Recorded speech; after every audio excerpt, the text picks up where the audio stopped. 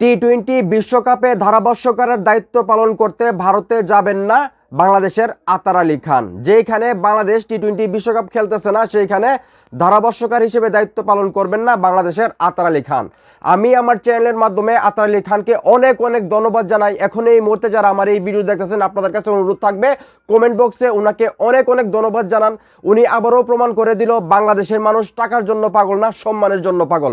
উনি ইচ্ছা করলেই কিন্তু ভারতে যেতে পারতেন, ধারাভাষ্যকার হিসেবে দায়িত্ব পালন করতে পারতেন, কারণ আইসিসি থেকে কিন্তু ওনার নাম ঘোষণা করা হয়েছিল।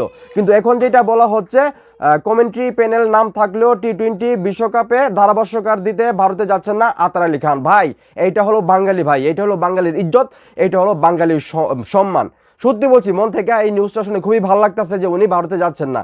চিন্তা করে দেখেন বাংলাদেশের মানুষ কতটা দেশকে ভালোবাসে, একটাবার চিন্তা করে দেখেন। তো এখন এই মুহূর্তে যারা আমার এই ভিডিও দেখছেন, এই যে আতার আলী খান বাংলাদেশ টি-20 বিশ্বকাপে না থাকার কারণে উনি নিজেও আসলে ধারাভাষ্যকার হিসেবে যাচ্ছেন না ওইখানে দায়িত্ব পালন করার জন্য। উনি কিন্তু অনেক টাকা পাইতেন, আপনারা সবাই জানেন।